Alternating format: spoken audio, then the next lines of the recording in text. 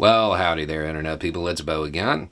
So, today we are going to talk about Texas and pardons and promises and new developments and shifting narratives and how the change in narratives probably isn't over yet because there's still a big piece of information that doesn't seem to have hit the media yet, and it's going to matter in Texas. Okay, so what is going on?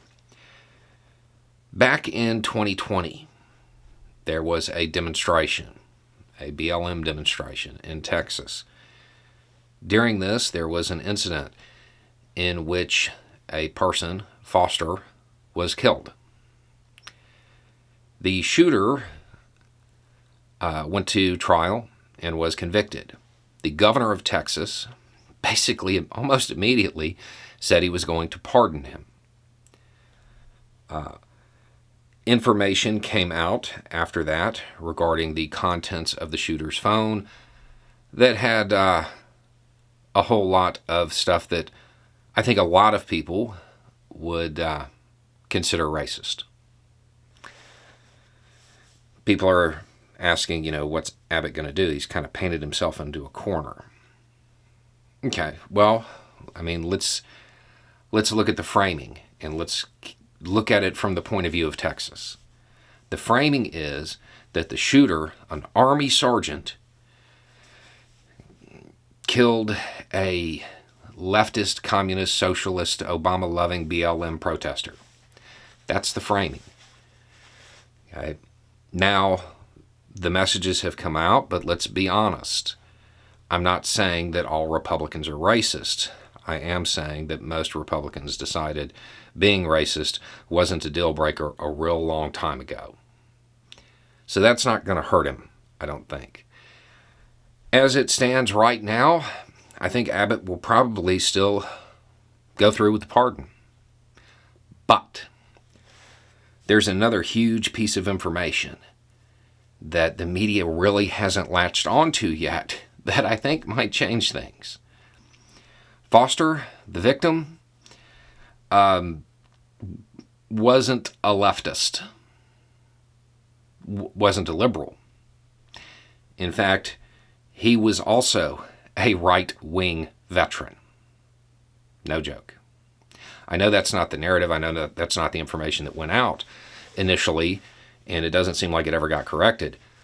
But Foster was in the Air Force, and he was a libertarian.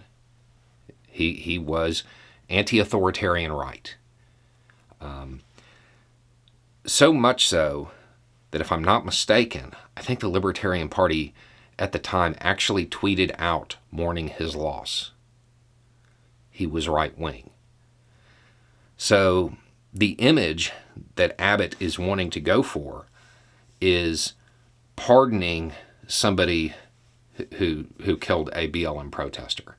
That's what he's angling for. As the narrative continues to self-correct, and it becomes he's pardoning a person who killed a right-wing veteran, it may change things.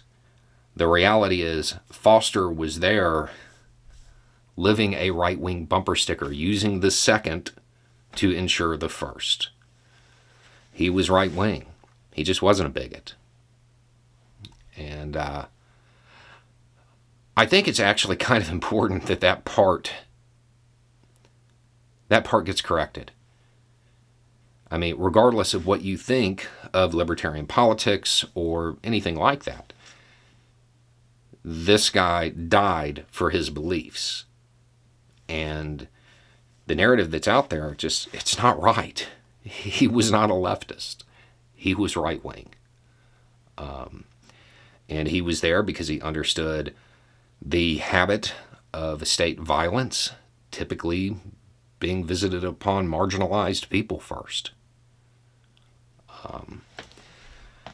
I think as that information comes out, it will make it harder for Abbott to go through with this pardon. Because it really changes the dynamics in Texas, and that's what this is about. it's about shoring up support in Texas. My guess is that he's considering running for president. But yeah, Foster wasn't a leftist. Was not a leftist. He was a right-wing veteran. That's who was killed. Not some mythical enemy of the people of Texas. Anyway, it's just a thought. Y'all have a good day.